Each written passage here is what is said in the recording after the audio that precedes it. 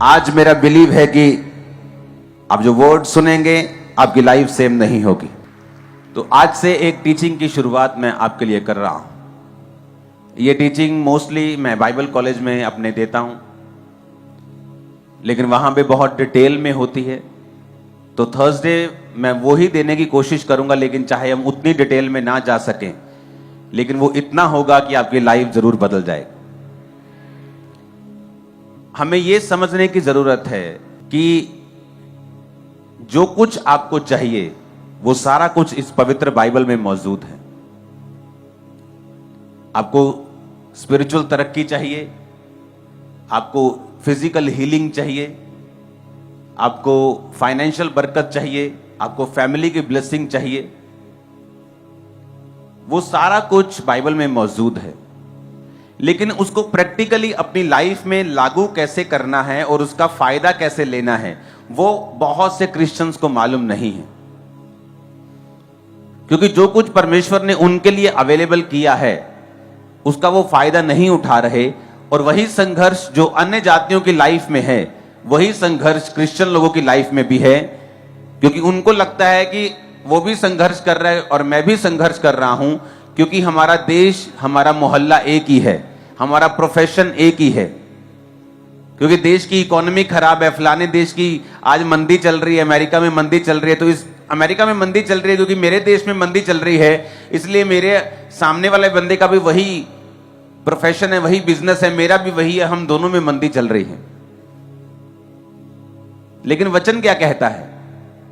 अगर आप बाइबल को ध्यान से पढ़े तो वचन कहता है कि जब अब्राहम के समय में मंदी पड़ी, इसहाक के समय में मंदी पड़ी, तो वचन कहता है अब्राहम और इसहाक 100 गुना फलों को लेके आए, वहां की सरकारों से भी अधिक वो अमीर हो गए और ब्लेस्ड हो गए, और उन फैमिन का, अकाल का और मंदी का उनके जीवन और उनके परिवार के ऊपर 1% भी फर्क नहीं था।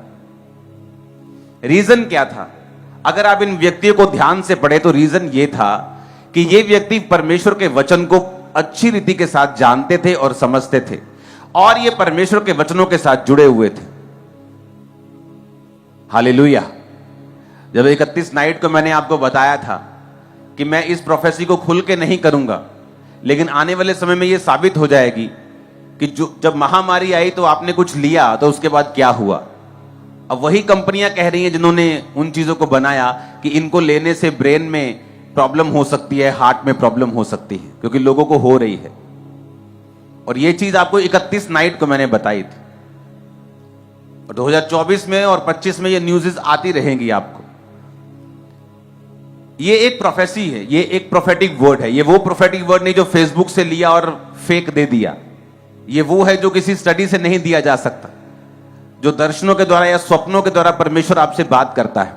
लेकिन इससे भी बड़ी प्रोफेसी है, ये छोटी प्रोफेसी है, इससे भी बड़ी प्रोफेसी है। वो पता है क्या है? बाइबल है आपके हाथ में, उसको उठाओ जरा। ये आपके लिए आपकी सबसे बड़ी प्रोफेसी है, बिगेस्ट जो आपके हाथ में है। ये आपके लिए प्रोफेटिक है। आपके लिए, आप प्रोफेसी मांगते हो ना, परमेश्वर इंटरेस्टेड नहीं है इतना जितना आप समझते हैं आपको इंडिविजुअल बात करने में, कि मैं आपसे पास आऊं और आपको कहूं। बाइबल कहती है ऐसा करो, मैं भी करता हूं ऐसा। कितने मेरी बात को समझ रहे हैं? ये भी प्रोफेसी है जो मैंने आपको दी थी और मैं आज भी आपको दूंगा। Individual prophetic word, general prophetic word, सबके लिए प्रोफेटिक वर्ड। लेकिन जो बिगेस्ट प्रोफेसी है वो आपके हाथ में पकड़ी हुई आप, ये आपके लिए बिगेस्ट प्रोफेसी है। आप क्या हैं इसमें लिखा हुआ है, क्या बन सकते हैं लिखा हुआ है, कौन से बंधनों को तोड़ सकते हैं, लिमिटलेस हो सकते हैं, इसमें लिखा हुआ है। लेकिन बाबाओं ने, लोगों ने आपको आदत डाल दी है कि वही आपसे बात करें, और आपको समझ नहीं आए कि नया नियम का विश्वासी इस तरह की आत्माओं से नहीं चलता। नया नियम के विश्वासी को प्रॉफिट से चलने के लिए नहीं बनाया गया। कलीसिया में प्रेरित होंगे, हां होंगे, प्रॉफिट्स होंगे, पास्टर्स होंगे, लेकिन नए नियम के विश्वासी को आत्मा की अगुवाई के साथ चलने के लिए भी बनाया गया है। और ये रियलिटी है। चर्च में मैं आपको प्रोफेटिक वर्ड देता हूं, हां देता हूं। ऐसे ऐसे प्रोफेटिक वर्ड मैं खुद हैरान होता हूं कि मैं सो रहा हूं, मुझे सपना आ रहा है कि पंजाब में ऐसा होगा, और मैं उसी वक्त लाइव होके बता रहा हूं, और 4 दिन बाद न्यूज आती, जबकि किसी को मालूम नहीं था। ये एक अलग, ये भी प्रोफेटिक वर्ड है, लेकिन जो आपके हाथ में बाइबल है, ये आपकी लाइफ का बिगेस्ट प्रोफेटिक वर्ड है। आप चाहे कुछ भी कर सकते हैं इससे। मैं आपको सच कह रहा हूं, जिस दिन आपको ये पढ़ने की आदत लग जाएगी और इसके साथ समय बिताने की आदत लग जाएगी, आप चाहे आज बाइबल पढ़ते हो और इसको समझते ना हो, लेकिन जैसे जैसे आप इसको पढ़ते जाएंगे और परमेश्वर की उपस्थिति में समय बिताते जाएंगे, ये आपको समझ भी आती जाएगी, ये आपसे बात भी करेगी, आपकी कमियों को भी निकालेगी, आपको प्रोफेटिक वर्ड भी देगी, आपकी अगुवाई भी करेगी, सुरक्षित भी रखेगी और परमेश्वर के साथ आपको जोड़े भी रखेगी। मोस्टली जो दुनिया के जेन्युइन प्रॉफिट्स हैं, जो जेन्युइन प्रोफेसी करते हैं, वो वचन के साथ बहुत समय बिताते हैं। जब आप वचन के साथ ज्यादा समय बिताने लगते हैं तो परमेश्वर देखता है कि ये मेरे लिखे हुए वचनों के साथ बहुत समय बिता रहा है। तो आप नोटिस करेंगे जो लोग बाइबल ज्यादा पढ़ते हैं उनको दर्शन भी ज्यादा आने शुरू होते हैं, सपने उनके चेंज होने शुरू जब आप बाइबल पढ़ने लगते हैं, क्योंकि लिखित वचन को पढ़ने से आपका जो आत्मिक एटमॉस्फेयर है आपकी लाइफ का, वो चेंज होना शुरू हो जाता है। आप अपनी सोल को फीड करना शुरू कर देते हैं। कई बार जब कुछ दिनों तक आप खाते नहीं, आपकी बॉडी में एक बेचैनी फील होती है, आपको कमजोरी फील होती है, क्योंकि आपने बहुत दिनों से खाया नहीं या आपने मिस कर दिया, आप बिजी हो गए। और उसी तरह से आत्मा की जो सोल है, जो आपकी स्पिरिट है, उसका खाना बाइबल है। कई बार आप बिजी हो गए और आपने बाइबल पढ़नी बंद कर दी, आप देखेंगे कि आपकी आत्मा में, सोल में एक अजीब सी बेचैनी होती है। जब आपकी जो सोल है, आपकी स्पिरिट है, उसका खाना वचन है, प्रेयर नहीं है, फास्टिंग नहीं है, वचन उसका खाना है। जब आप वचन को नहीं खाते, उसको फीड नहीं करते, एक अजीब सी बेचैनी आपकी लाइफ में रहती है। दूसरा, आप प्रभु से डिस्कनेक्टेड रहते हैं। जब आप बाइबल को नहीं पढ़ते हैं तो होता क्या है कि जो अगुवाई परमेश्वर ने आपको देनी होती है और एक संतुष्टि जो शरीर की होती है, जैसे जब आप अच्छी तरह से डाइट को फॉलो करते हैं, आपका शरीर जब हेल्थी फील करता है, आपको अंदर से एक संतुष्टि फील होती है कि आज मैं बहुत हेल्थी फील कर रहा हूं। उसी तरह से आपकी स्पिरिट जब हेल्थी फील करती है और संतुष्ट और कंटेंट फील करती है, फिर वो एक्यूरेट पोजीशन में होती है कि वो परमेश्वर की बात को सुन सके। और जब आप परमेश्वर की बात को सुन के चलते हैं, जो मसले आपके सामने ही होते हैं, कई बार सोल्यूशन आपके सामने होता है। वचन क्या कहता है? वचन कहता है कि जब अब्राहम ने हाजिरा को अपने आप वहां से निकाल दिया अपने घर से, सारा के कहने पर, तो सारा और उसका बेटा जब जा रहे थे, हाजिरा रोने लगी। हाजिरा और उसका बेटा जब जा रहे थे तो वो रोने लगी और परमेश्वर ने, दूत ने प्रकट होकर उसके बोला कि परमेश्वर ने तेरे रोने रोने को नहीं परमेश्वर सुनता, इसलिए नहीं कि वो रो रही थी, प्रभु का दूत प्रकट हो गया। उसने कहा तेरे बेटे की प्रार्थना सुनी। बेटे को प्रार्थना करनी कहां से आती थी? क्योंकि वो अब्राहम के साथ रहता था। आप नोटिस करेंगे एक व्यक्ति जो इतना अच्छे कैरेक्टर का या इतना अच्छा व्यक्ति नहीं है, लेकिन जब वो धर्मी लोगों के साथ रहना शुरू होता है, उस पर भी मसा आ जाता है, चाहे वो इतना कैरेक्टर का अच्छा नहीं है, मसा फिर भी उसकी लाइफ में एंटर करना शुरू करता है। बाइबल कहती है शाऊल जब अभिषेक होकर शमूएल से वापस जा रहा था, तो वचन कहता है कि जब नबियों का दल उससे मिला तो शाऊल भी नबूवत करने लगा। तो कहावत चली कि शाऊल भी नबियों में से है, नबियों का है। तो इसका मतलब जो संगति होती है वो आपके ऊपर इफेक्ट करती है। तो वचन कहता है कि जब उसका बेटा प्रार्थना करने लगा, क्योंकि उसने अब्राहम के साथ रहकर सीखा हुआ था, तो प्रार्थना परमेश्वर ने सुनी और परमेश्वर ने आकर उसकी मां के दूत को भेजा और उसकी मां की आंखों को खोला। कौन सी आंखों को? लिखा उसकी आंखों को खोला, क्योंकि रोटी और पानी खत्म हो गए थे, कि परमेश्वर ने उसकी आंखों को खोला और उसको एक कुआं दिखा। वो कुआं तो पहले भी वहां मौजूद था, ऐसा तो नहीं था कि कुआं तब परमेश्वर ने नया पैदा कर दिया। सोल्यूशन वहीं पे था, जिंदगी वहीं पे थी, लेकिन वो उस जिंदगी तक वो पहुंच नहीं पा रही थी। उसका रीजन ये था कि उसकी आंखें बंद थी। आंखें बंद होने का कारण यह था कि परमेश्वर को पुकारा नहीं गया था। और उसके बेटे ने जब प्रभु को पुकारा, जब परमेश्वर को अपनी लाइफ में इनवाइट किया, कैसे इनवाइट करते हैं आप? प्रार्थना से। कैसे इनवाइट करते हैं? वचन के साथ जुड़ के। और लिखा जब उसकी आंखें खुली तो वो पानी वहीं पे था।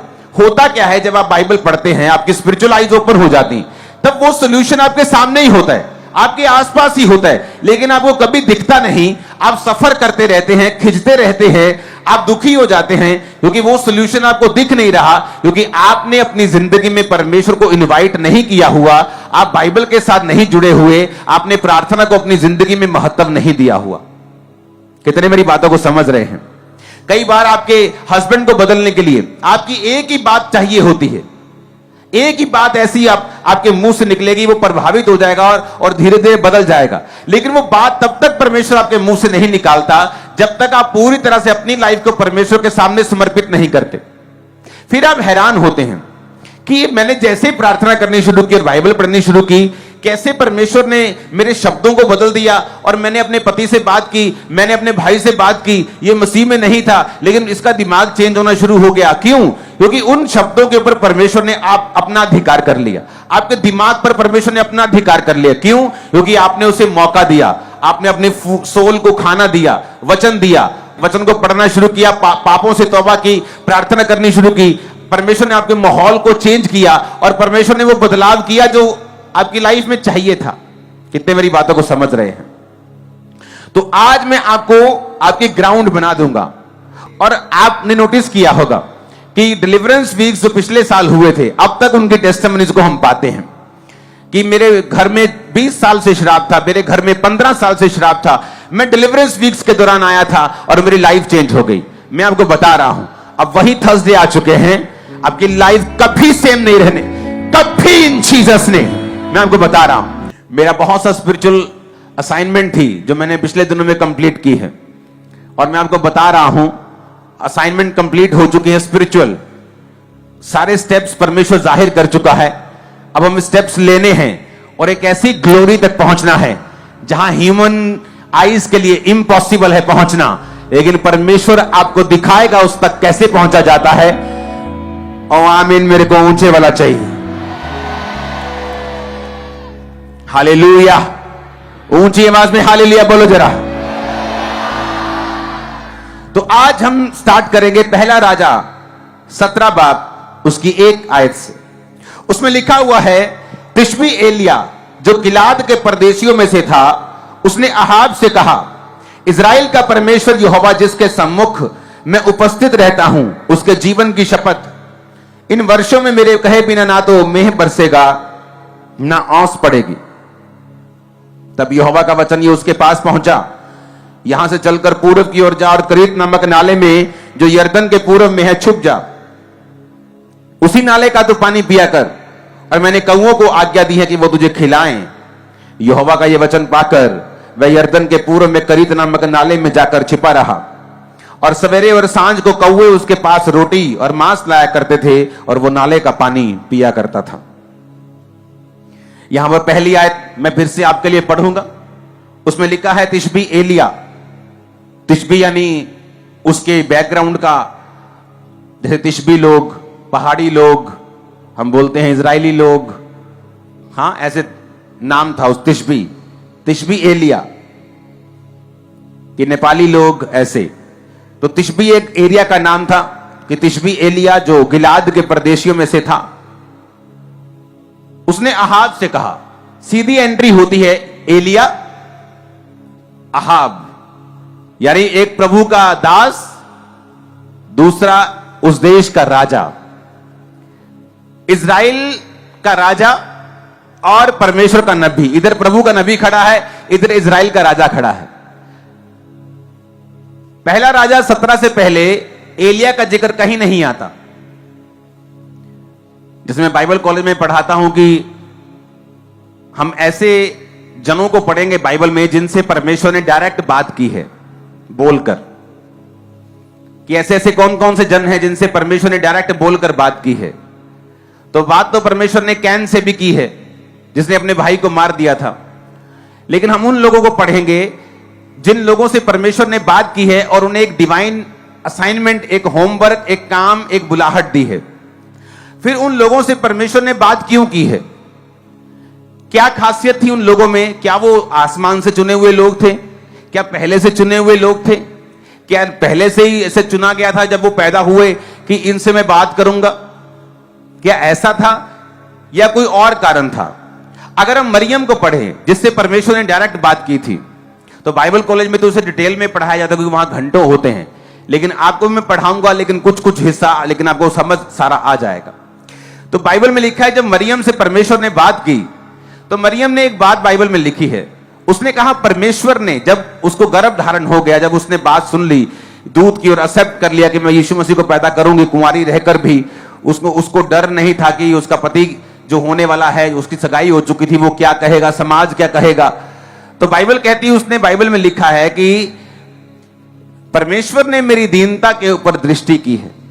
तो मरियम ने उन वचनों में बताया है कि उसकी लाइफ में ऐसा क्या था कि परमेश्वर ने उसको चुना धरती ऊपर कि उसके द्वारा प्रभु यीशु मसीह का जन्म हो। पहली बात थी कि वो कुंवारी, असली कुंवारी थी, नाम की कुंवारी नहीं थी। उसने बाइबल कहती कभी भी किसी पुरुष के साथ कोई संबंध नहीं बनाया था।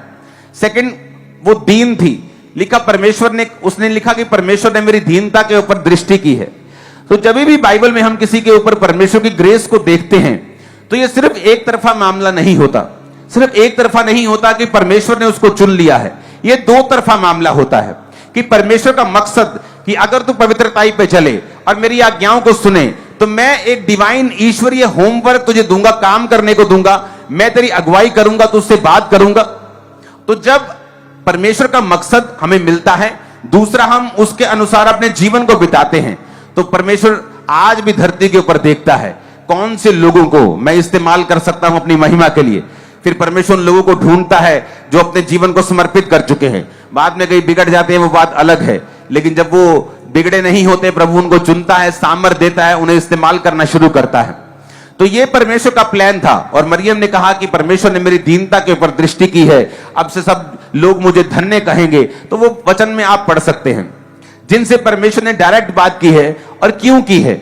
ये जीवनियां हम बाइबल कॉलेज में पढ़ाते हैं, लोग और स्टूडेंट्स पढ़ते हैं और उसके बारे में डिस्कशंस होती है और स्टडी होती है कि ऐसा क्यों था कि परमेश्वर ने उनसे डायरेक्ट बात की, उनको असाइनमेंट दी, और क्यों था ऐसा, वो सारी चीजों की स्टडी होती है। आज हम स्टडी कर रहे हैं एलिया की। अगर हम एलिया को देखें तो उसकी कोई सी बैकग्राउंड का जिक्र नहीं है, नहीं बताया गया उसका मां कौन था, नहीं बताया गया उसका पिता कौन था, उसका भाई कौन था, वो कहां से आया था। अभी तो जब वो एलिया नजर आया तब तो उसके आई थिंक बाल उड़ चुके थे, वो एक यंग भी नहीं था, आई थिंक यंग उम्र को भी पार कर चुका था। तो एलिया एक ऐसा मनुष्य एकदम से अपीयर होता है, एकदम से जाहिर होता है, ना उसकी बैकग्राउंड, ना माता, ना पिता, ना कोई क्या करता था, कौन सा बिजनेस करता था, कैसे प्रभु ने चुना, कुछ भी बताया, उसकी बैकग्राउंड नहीं बताई गई, लेकिन सीधा उसको राजा के सामने पेश कर दिया गया। बाइबल कहती है अगर तू काम करने में निपुण हो, कौन सा काम, अगर तू परमेश्वर के सामने सही रीति के साथ चले तो परमेश्वर का वचन कहता है कि वो तुझे छोटे लोगों के सामने नहीं, बड़े लोगों के सामने खड़ा करेगा।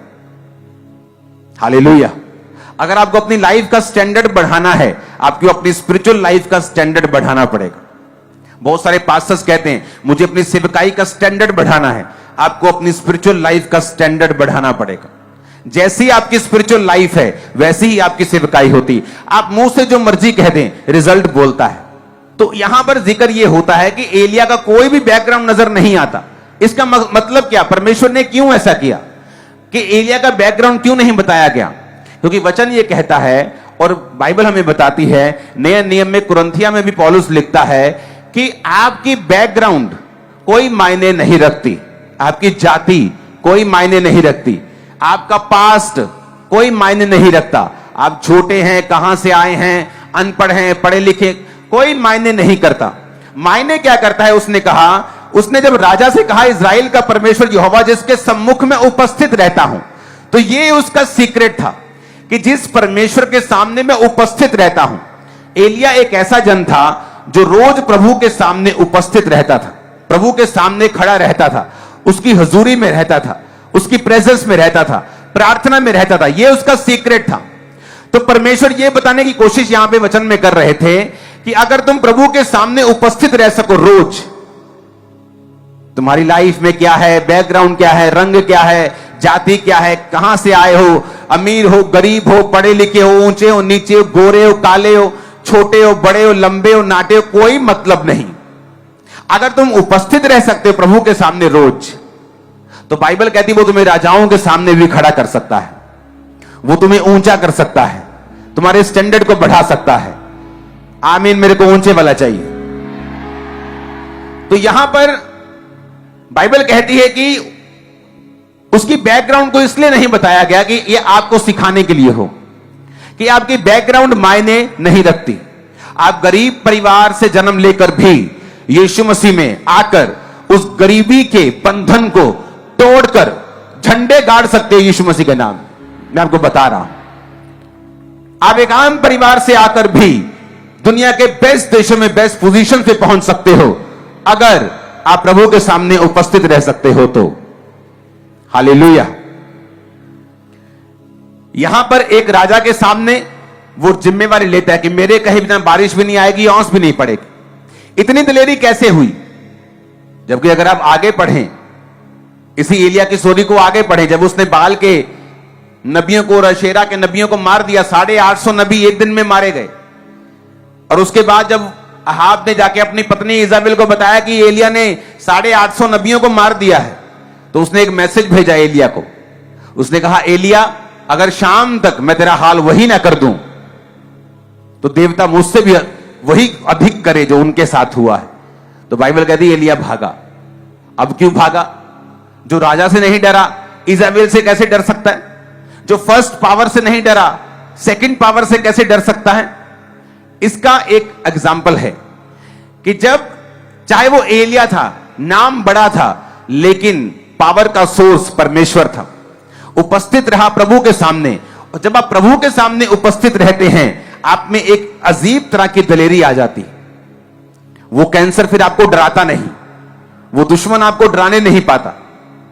लेकिन अब जब एलिया अपनी स्पिरिचुअल पावर को यूज करता जा रहा था, बाल के नबियों को मारा, आग उतारी, सब कुछ किया, प्रार्थना का लेवल लो हो गया। जब प्रार्थना लो हो गया और शैतान ने धमकी दी, तो बाइबल कहती भागा। इससे क्या मालूम होता है कि आपकी लाइफ में ना तो बल से कुछ होगा, ना शक्ति से होगा, ना आपकी विल पावर से होगा, ना आपकी शारीरिक दलेरी से होगा। बड़े बड़े शारीरिक दलेर जब परमेश्वर के राज्य को जरूरत होती भाग जाते हैं। कौन टिका रहता है? जो स्पिरिट में, जो आत्मा में, जो प्रार्थना में स्ट्रांग है। और जब एलिया को अपनी गलती समझ आई कि मैं राजा के सामने खड़ा रहा, 850 नबियों के सामने खड़ा रहा, इतनी ताकत थी मुझ में, मैंने बोला कि जो आसमान से आग उतार कर उत्तर देगा वही परमेश्वर। मैंने आग को उतारा यहोवा के नाम में, और अब मैं कैसे डर गया? तो यह बात समझ आपको आनी चाहिए कि बैकग्राउंड मायने नहीं करती। पतरस शारीरिक रूप से दलेर आदमी था। कैसे साबित होता है? क्योंकि जब यीशु मसीह को पकड़ने के लिए आए तो किसी चेले ने कुछ नहीं कहा, लेकिन पतरस ने तलवार से एक व्यक्ति को मारना चाहा, एक सिपाही को मारना चाहा। उसने सिर पर मारी उसके, लेकिन वो हटा दो कान पे लगे और कान उखड़ गया उसका। तो जीसस ने वो कान वापस जोड़ दिया बिना किसी सर्जरी के। हालेलुया। तो बिना किसी सर्जरी के जब जोड़ा, तो इसे मालूम होता है कि पतरस एक बड़ा दलेर व्यक्ति था। लेकिन प्रभु ने उससे कुछ कहा था उसी रात, उस घटना से पहले। जब पतरस ने कहा था, प्रभु अगर तू मरा तो मैं तेरे साथ मरूंगा, तो प्रभु ने कहा था कि आज मुर्गे का जब बांग होगा 3 बार तो मेरा इनकार कर देगा। तो जब यीशु मसीह को पकड़ के ले गए तो एक व्यक्ति बोला, ए तू भी उन गलीलियों में से है, तू भी उसका चेला है? कहता नहीं नहीं, मैं उसका चेला नहीं। एक बार इनकार कर दिया। आज सीखने लगा। औरत ने कहा, तेरी बोली तेरा भेद खोलती है, तू भी उनमें से है। 3 बार उसने इनकार किया और फिर लानते डालने का, लानत तो जो यीशु को जानता हूं। और जो मुर्गे ने बांग दी और जीसस ने दूर से उसकी ओर देखा और उसको शर्मिंदगी महसूस हुई। वो रोने लगा। उसको याद आया कि मैं चाहे जितना मर्जी शारीरिक रूप से दलेर हूं, लेकिन प्रभु ने जो मुझसे कहा था कि प्रार्थना कर, ऐसा ना हो कि तू परीक्षा में पड़ जाए। कई बार बोलते मैं पक्का क्रिश्चियन हूं, ऐसी की तैसी, शैतान कुछ नहीं कर सकता, मैं मर भी जाऊंगा।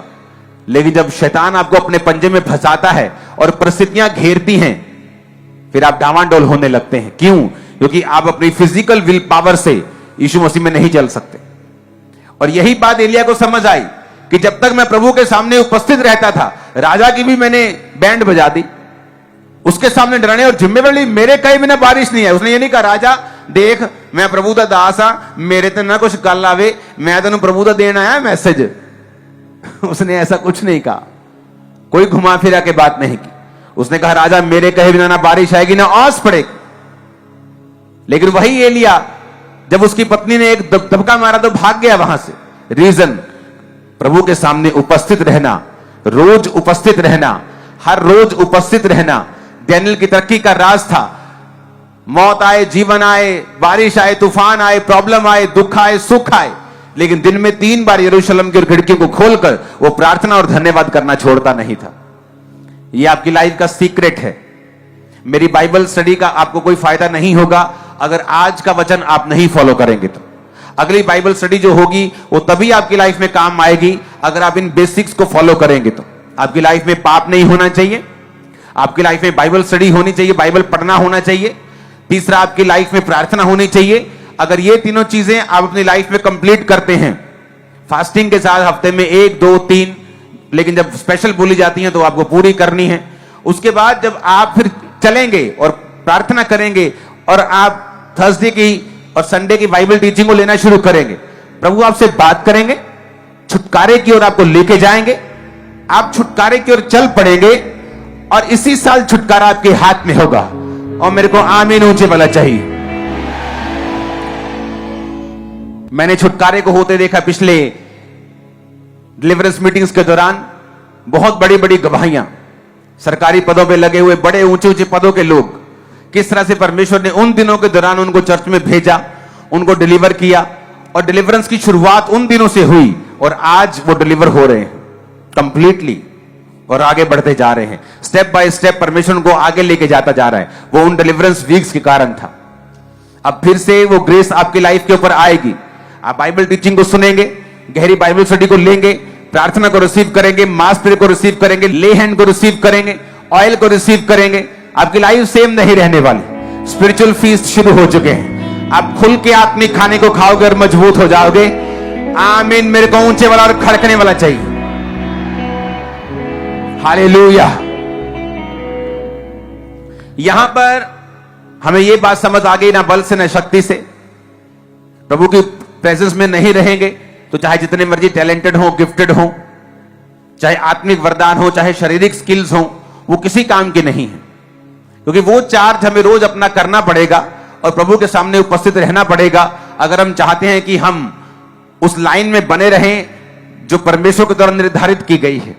इसके आगे हमें यह सीखने को मिलता है कि प्रभु ने उससे कहा कि पूर्व की ओर जा और करीत नामक नाले में जाके जो यरदन के पूर्व में है छुप जा।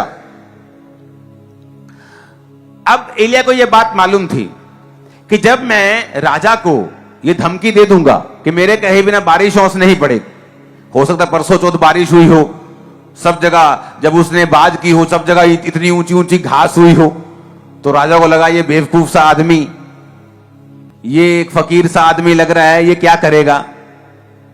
लेकिन वचन कहता है जैसे ही एलिया के मुंह से वचन निकले मौसम बदला और ड्राई होना शुरू हुआ। और परमेश्वर को मालूम था कि जब मौसम ड्राई होना शुरू होगा राजा को गुस्सा आएगा और ये एलिया को ढूंढने के लिए लोगों को भेजेगा। तो परमेश्वर ने उसको पहले ही बता दिया कि यहां से अब चला जा, तू अपने घर में नहीं रहेगा, अब यहां से करीत नामक नाले में जा और वहीं छुप कर रहे। लिखा है जहां से चलकर पूरब की ओर जा और करीत नामक नाले में जो यरदन के पूरब में परमेश्वर का छिप जा, वहां से चलकर उसी नाले का पानी तू पिया कर और कौओं को मैंने आज्ञा दी वो तुझे खिलाएं। अब एक बात यहां और समझने की जरूरत है कि जब एलिया परमेश्वर के वचनों को राजा के पास लेके जा रहा था तो उसने ये नहीं कहा कि प्रभु मैं ठीक है, मैं राजा को बोल दूंगा, लेकिन उसके बाद क्या, थोड़ा प्लान तो बताओ, राजा वहीं पकड़ लेगा या क्या करना है, फांसी ना दे दे वो। अगर आप प्रभु से संपूर्ण चमत्कार को, और वो एक होता ना माइटी हैंड खुदा का, वो अगर देखना चाहते हो अपने सिर के ऊपर, आपको उसके ऊपर कंप्लीट भरोसा रखना पड़ेगा। कंप्लीट भरोसा। आप उससे नहीं कहते पहले मुझे योजना बताओ, इसके आगे क्या। आपको प्रभु कह सकता है जा अपने परिवार को बोल दे तू क्रिश्चियन हो चुका है, बपतिस्मा ले चुका है, आज से तेरा खुदाबंद यीशु मसीह। आप बोलेंगे प्रभु आगे क्या, मैं फिर लुधियाना में छुप जाऊं। प्रभु आगे क्या, अगर वो ये करेंगे घर से निकाल देंगे तो क्या होगा। इसका मतलब आप प्रभु के ऊपर पूरी तरह भरोसा नहीं रखते हैं। उसने पहले स्टेप लिया, उसको नहीं मालूम था आगे क्या होगा। जब स्टेप ले चुका, प्रभु ने कहा अब दूसरा कदम ये है। आप जब आत्मिक जीवन जीते हैं, परमेश्वर आपको एक कदम ही आपको मालूम होता है कि ये कदम मुझे मालूम है कि मुझे आत्मा में लेना है, आगे क्या करना है मुझे कुछ नहीं पता। अब्राहम अपने घर, अपने परिवार, अपने कुटुंब, अपने देश को छोड़ के, वो देश जो मैं तुम्हें दिखाऊंगा, चला जा। प्रभु कौन सा देश? बोर्डिंग पास कहां है? पासपोर्ट कहां है? किस देश में जाऊंगा? वहां क्या करूंगा? क्या काम करूंगा? उस देश में मुझे कुछ होगा तो नहीं? लेकिन वचन कहता है वो अपने देश को छोड़कर चल पड़ा। किधर जाऊं? इधर जाऊं, इधर जाऊं, इधर जाऊं कि इधर जाऊं? कोई मैसेज नहीं, कोई अगुवाई नहीं, बस इतना पता था कि ये एरिया छोड़ के जाना है। वो चल पड़ा। आगे प्रभु की आवाज आई, अब यहां जाना है। संपूर्ण भरोसा। हो सकता है जब वो चल पड़ा हो 2 साल आवाज ना आई हो, लेकिन आज के विश्वासी को पूरा मास्टर प्लान चाहिए। अगर मैं ये करूंगा तो प्रभु क्या करेगा? अगले दिन उसको अगुवाई चाहिए, क्योंकि सब फास्ट जमाना है। पहले एक पिक्चर भेजनी होती थी, पिक्चर खींचते थे, उसको कार्ड से ईमेल पे ट्रांसफर करते थे, ईमेल से उसकी अटैचमेंट बना के भेजते थे। भाई साहब पिक्चर पहुंच गई, वो डाउनलोड होता। आज पिक्चर खींचो व्हाट्सएप पे, ठक ठक पहुंच गई, चलो ठीका बजे दो, अरे चलो पहुंच गई। फास्ट जमाना हो गया। आज सब कुछ फास्ट चाहिए। अगर मुझे ये स्टेप लेना है, प्रभु क्या करेगा? आज मैंने टाइट दिया, पास्टर साहब कल मेरा करोड़ों रुपया घर में पहुंच जाना चाहिए। हालेलुया। लेकिन प्रभु ऐसे काम नहीं करता। जो मैजिशियन होता है, जो जादूगर होता है, वो प्रभावित करने के लिए जादू करता है। लेकिन जीसस मैजिशियन नहीं। अगर आप उससे मिरेकल चाहते हैं तो आपको प्रेम में होकर संपूर्ण विश्वास के साथ एक बच्चे के माफिक उसके पास जाना पड़ेगा और वो आपको छुएगा। वो मैजिशियन नहीं है जो आपको प्रभावित करने के लिए कि आप क्रिश्चियन हो जाओ तो मिरेकल करेगा। उसे कोई जरूरत नहीं है। वो धर्म बदलने नहीं आया किसी का। उसने सब लोगों को बनाया है। हालेलुया। कितने इन बातों को समझ रहे हैं? तो यहां यह समझ आती है कि उसके पास अगला प्लान नहीं था, तो परमेश्वर के ऊपर संपूर्ण भरोसा कि एक स्टेप मालूम है, आप चलेंगे। और आगे क्या हुआ लिखा, यहोवा का यह वचन मानकर मैं यरदन के पूर्व में करीत नामक नाले में जाके छिपा रहा, और सवेरे और सांझ को कौवे उसके पास रोटी और मांस लाया करते थे। वो नाले का पानी पिया करता था। कुछ दिनों के बाद उस देश में वर्षा न होने का कारण नाला सूख गया। तब यहोवा का वचन उसके पास पहुंचा, चलकर सिदोन के सारपत नगर में जाकर वहीं रहे। एक विधवा को मैंने वहां तुझे खिलाने की सुन आज्ञा दी। अब वहां का पानी जब सूख गया तो आगे क्या? वो घबराया नहीं। प्रभु ने कहा अब सारपत नगर में जा, क्योंकि अकाल पड़ चुका था। उसे मालूम था सब जगह अकाल है। कोई ढाबा नहीं खुला, कोई दुकान नहीं खुली, किसी के पास खाना नहीं है। और यह दिखाता है कि वो संपूर्ण समर्पण में था कि एक स्टेप ले लिया। क्या? मैं जीसस को मानता हूं, अंगीकार कर लिया। प्रभु ने कहा 10 लोगों के सामने तो मेरा अंगीकार करेगा, मैं स्वर्गदूतों के सामने, पिता के सामने बोल दूंगा कि ये मेरा बेटा है। तू शर्माएगा, मुझे भी शर्म आएगी पिता के सामने, दूतों के सामने कहने में कि ये मेरा बेटा है, ये मेरी बेटी है। तू हिसाब से चलेगा, मैं भी हिसाब से चलूंगा। लेकिन जब हम परमेश्वर के सामने स्टेप लेते हैं, उस पर संपूर्ण भरोसा रखते हैं, एक बाप की तरह उसको अपना बाप मानते, उसकी शरण में जाते हैं और भरोसा रखते हैं कि अगर वो पहला कदम उठाने के लिए मुझे कह रहा है तो समय आने पर दूसरा कदम उठाने के लिए मेरी अगुवाई करेगा, दूसरा कदम उठाने के बाद तीसरा कदम उठाने के लिए मेरी अगुवाई करेगा। इसे कहते हैं मेरी रोज की रोटी मुझे रोज दे। इसलिए प्रभु ने कहा प्रार्थना करो कि तुम्हारी रोज की रोटी तुम्हें रोज मिले। प्रभु ने ऐसा कभी भी किसी आज तक इस सेवक को खड़ा नहीं किया जिसे प्रभु ने बता दिया हो कि 20 साल बाद क्या होगा। मुझे बताया प्लान आने वाले कुछ सालों का। जब सेवा स्टार्ट हुई थी इतना पता था कि बहुत लोग होंगे, उसके आगे क्या नहीं मालूम। अगला स्टेप लोग हो गए, उससे अगला पहले नहीं बताया, जब हो गया अगला। अब अगले आगे क्या होने जा रहा है वो पहले नहीं बताया, अब बताया। उसके आगे क्या होगा मुझे मालूम नहीं। जब मैं समर्पित रहूंगा वो रोज की रोटी देगा और रोज जाहिर करेगा और रोज अगुवाई करेगा। आमीन। तो आज आपका बेसिक मैंने आपको दिया है। अपनी लाइफ में जाएं, प्रार्थना को कंप्लीट करें, बाइबल के साथ जुड़ें और रोज खुदावंद के सामने उपस्थित रहें, ताकि मैं भी वही वचन आपको दूं जो रेमा हो आप लोगों के लिए। क्योंकि जब आप लोग स्पिरिट में करेक्ट होके आते हैं, परमेश्वर मुझसे फिर वही वचन मुझे देता है जो आपको चाहिए होता है। हालेलुया। और मैं आपको एक बात प्रोफेटिकली बताना चाहता हूं, आपके मसलों का हल इसमें मिला हुआ है। और मैं आपको प्रोफेटिकली बता रहा हूं, ये अब मैं आपको बात या वचन नहीं दे रहा हूं सिंपल बोल के, अपना वचन नहीं, अपने बोल नहीं दे रहा हूं, मैं आपको प्रोफेटिकली बता रहा हूं कि आपके मसलों का हल इसी वचन के बीच में होगा। और मैं आपको बता रहा हूं, आपकी लाइफ के 1 या 2 या 3 या 9 नहीं, सारे मसले हल होंगे। मैं आपको बता रहा हूं, मैं क्या कहा मैंने, सारे। जस्ट आप चलते रहना। परमेश्वर के गहरे वेदों को परमेश्वर के दास के द्वारा जानने के लिए और ऐसी और नई वीडियोस को देखने के लिए हमारे YouTube चैनल को सब्सक्राइब करें और साथ में बेल आइकन को प्रेस करें, ताकि ऐसी और नई वीडियोस की नोटिफिकेशन सबसे पहले आप तक